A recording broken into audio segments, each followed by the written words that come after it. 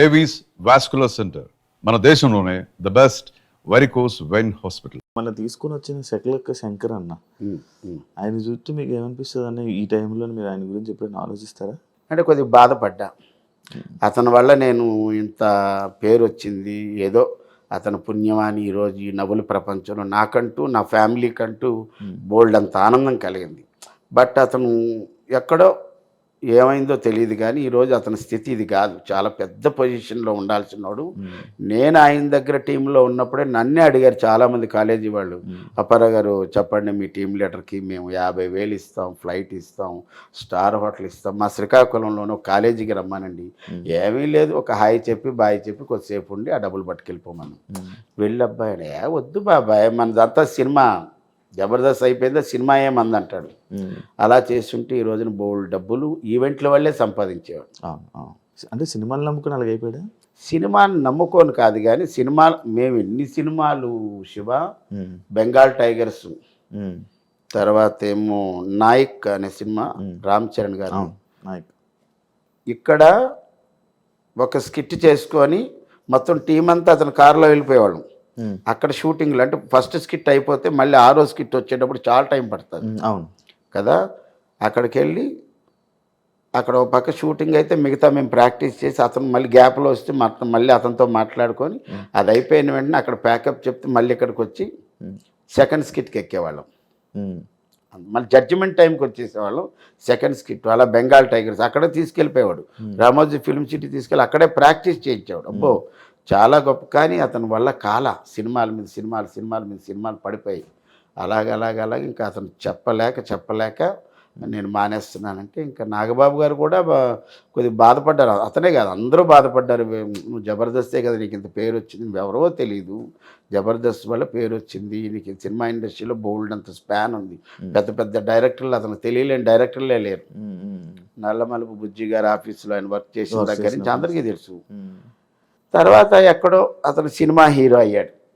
Cinema hero అయిన తర్వాత శంభో శంకర సినిమాలో మంచి సినిమా అది. అతని వరకు అయితే అతను కమెడియన్గా ఊహించుకొని వెళ్ళిన వారికి ఇది ఏమో భలే ఉంది సినిమా అన్నారు. కానీ తర్వాత ఒకటి చేసి ఇంకా అతను హీరో అయిపోయిన తర్వాత మిగతా హీరోల సినిమాల్లో పోన్లే శకలక్ శంకర్ హీరో అయ్యాడు కదా, మళ్ళీ అతను ఎందుకు ఇందులో కమెడియన్ అని అనుకుంటారు కదా. అలా కొన్ని అవకాశాలు పోయి ఉంటాయి. ఇప్పుడైతే ఒక సినిమా హీరో చేస్తున్నాడని తెలిసింది, చాలా సంతోషం. చెప్పుకుంటాడు అన్న ఫోన్ చేసి. అయ్యో నాకు అతను ఏమంటాడంటే ఏంటి బాబాయ్ ఫస్ట్ రింగ్కే ఫోన్ ఎత్తేస్తామంటే అందులో నా సెలలో శకలక్ శంకర్ అని ఉండదు, దేవుడు అని ఉంటుంది. తెలుగులో దేవుడని పెట్టా. ఏంటి వెంటనే ఫోన్ ఎత్తేస్తావేంటంటే నా చేతిలోనే ఉంటుంది అబ్బాయి, అందులో నీ ఫోన్ వస్తే టప్పని ఎత్తానంట. నీ ఫోనే కదా ఎవరి ఫోన్ ఎత్తాను, అందులో నీ ఫోన్ అనగా ఎందుకు మనకు ముందు వెళ్ళిపోతుంట. చాలా ఆనందపడతాడు. మననే ఫోన్ చేశాడు. తను ఎవరో తమిళ డైరెక్టర్ దాంట్లో ఒక సినిమా హీరోగా చేస్తున్నాడు. తను డైరెక్షన్లో కూడా ఒక సినిమా ఉందని అన్నాడు. చూడాలి. అంటే పొలిటికల్లోకి వెళ్ళి ఆయన లైఫ్ పాడు చేసుకున్నట్టు అది ఏమన్నా పొలిటికల్లో వెళ్ళి కాదు. అతనికి చిరంజీవి గారన్నా, పవర్ స్టార్ పవన్ కళ్యాణ్ గారన్నా చాలా అభిమానం, చాలా అంటే ప్రాణం.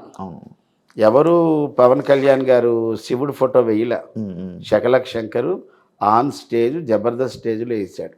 ఆయన మంచి ఆర్టిస్ట్, డ్రాయింగ్ వేస్తాడు.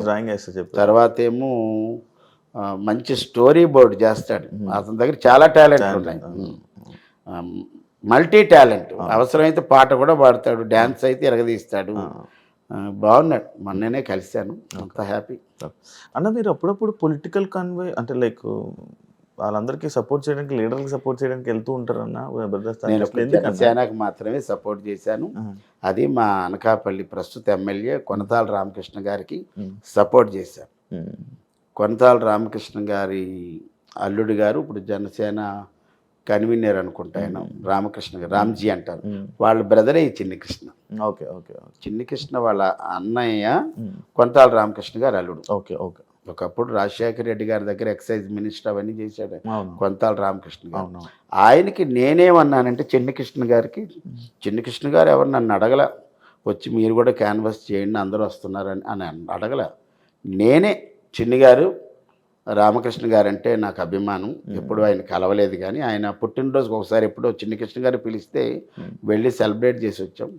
నేనే హోల్ హార్టెడ్గా వచ్చి సపోర్ట్ చేస్తారంటే అప్పుడు ఒక 3 రోజులు, అప్పుడు 2 రోజులు, అప్పుడు అలా 7 రోజులు ఎంతో చేశారు.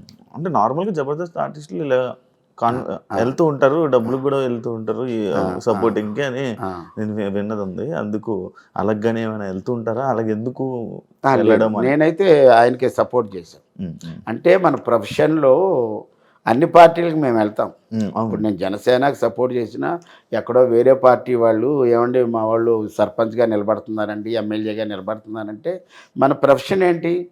మనం అక్కడికి వెళ్ళడం ఏమండి పలానా క్యాండిడేటు, పలానా గుర్తు, పలానా పార్టీకి ఓటు వేయండి, ఇది ఒక్కటే చెప్తాం. ఎక్కడ ఎంతవరకు మనకి లిమిట్స్ ఉన్నాయి అంతవరకు చెప్తాం, అంత దాటి చెప్పం. ఎందుకంటే మా ప్రొఫెషన్ అది కాదు కదా. అవును అవును. జబర్దస్త్ అప్పారావు గారు మంచి తెలివి ఉన్నాయన, చాలా ఎథిక్స్ అండ్ వాల్యూస్ తెలిసిన వ్యక్తి. అలాంటి వ్యక్తి లేడీ గెటప్లు వేసి డబుల్ మీనింగ్ వర్డ్స్ మాట్లాడుతున్నప్పుడు కొంత ఎందుకు ఈ డైలాగులు అవసరమా, ఇలాంటి కామెడీ అవసరమా అని ఎప్పుడు మీకు అనిపించలేదా? అంటే ఇప్పుడు ఇది నేను రాసుకున్న స్క్రిప్ట్ కాదు కదా. ఇప్పుడు మనం సినిమా షూటింగ్కి వెళ్తాం, అక్కడ స్క్రిప్ట్ వస్తుంది, అక్కడ కొన్ని అబ్జెక్షన్స్ ఉంటే ముందే చెప్పేస్తా. ఏమండి ఇది మనకి సెన్సార్లు ఇబ్బంది పడుతుంది, ఇప్పుడు నేను ఎంతో కష్టపడి చెప్పేస్తా, దాని గురించి మీరు చెప్పమన్నా కన్నా బాగా చెప్తా, కానీ ఇది సెన్సార్లు ఇబ్బంది అవుతుంది చూసుకోండి, సేఫ్టీగా ఇంకో డైలాగ్ ఏదైనా చెప్పిస్తా అని అలా కొన్ని చెప్తాం. కొన్ని ఇంకా కిందకి చెప్పాలంటే మనం ఏం చేసేది ఏమి లేదు, కొన్ని చేయను కొన్ని చేస్తాం, తప్పదు. ఇంకా ఆ ప్రొఫెషన్లో మనం అది ఏదైనా ఉంటే వాళ్ళు చూసుకుంటారు. అంటే లైక్ నేను ఒక స్కిట్ చూసాను అనమాట, నిన్ననే నేను చూసాను, కొంచెం నవ్వుకున్నాను. అది మీ ముగ్గురు ఉంటారు, లైక్ బుల్లెట్ భాస్కర్, మీరు, వర్ష, అదే అదే ఫైమా, అదే పచ్చళ్ళ పాపాయం, పచ్చళ్ళ పాపాయం. ఇది యాక్చువల్లీ సీక్వెల్. ఇంతకుముందు బుల్లెట్ భాస్కర్ టీంలో ఒక్క కూతురే వాంతులు చేసుకుంటారు, ఇక్కడ ముగ్గురు కూతుర్లు వాంతులు చేసుకుంటారు. ట్విస్ట్ ఏంటంటే తల్లి కూడా అది నా కంబ్యాక్కి ఓ పెద్ద ప్లాట్ఫామ్. ఆ రోజు నాగబాబు గారు ఉండడం, ఆల్ టీమ్ లీడర్స్, అందరు టీమ్ లీడర్స్, పాత టీమ్ లీడర్లు చమక్ చంద్ర గారు, వేణు గారు, ధనరాజు గారు, అవినాష్, వెళ్ళిపోయిన వాళ్ళందరినీ పిలిచారు. పైగా నాగబాబు గారు ఉన్నారు. యాక్చువల్ ఆ స్కిట్కి లూప్ ఇచ్చింది నాగబాబు గారి ఒక పాట, ఇది మల్లెల వేల. ఆ పాట మీద ఏదైనా చేయండిరా బాగున్నదంటే ఇంకా బుల్లెట్ భాస్కర్ ఏంటంటే ఒక క్రియేటివ్, అతను క్రియేటర్, మంచి క్రియేటర్, స్క్రిప్ట్ని బాగా డ్రైవ్ చేస్తాడు. అతని చేతిలో పడిన తర్వాత అప్పుడే అది చాలా పెద్ద హిట్. మొన్న ఏమైందంటే అది బ్లాక్ బస్ట్ పెద్ద. నేను నా కంబ్యాక్కి అంత అద్భుతమైన స్క్రిప్ట్ అది మాకు అది ఛాలెంజింగ్ అని చెప్పాలి. ఎందుకంటే ఈ స్కిట్కి ముందు ఐపరాది వచ్చి నాన్ స్టాప్గా 1 hour రోస్టింగ్ టైప్లో చేశాడు. 1 hour తర్వాత ఒక్క షోని ఇక్కడ తీసుకెళ్ళి పెట్టిన తర్వాత ఆ తర్వాత చిన్న లిటిల్ బిట్ గ్యాప్ తర్వాత మా స్కిట్ పెట్టారు. అప్పుడు నా మీద ఎంత ప్రెజర్ ఉంటుంది. ఫుల్ ఒక బ్యాట్స్మెన్ వెళ్ళి, మంచి బ్యాట్స్మెన్ వెళ్ళి బాగా చేసి వచ్చేసింది, ఇంకో బ్యాట్స్మెన్ వెళ్ళి దాని పైకి లేపాలి కదా. అలాగ నాకు అంత బాధ్యత వచ్చింది. ఆ రోజు అందరూ అరే కంబ్యాక్ మా శ్రీపాద్ గారి వల్లే నేను కంబ్యాక్ వచ్చా, భలే ఎపిసోడ్ పడింది అనుకున్నాం.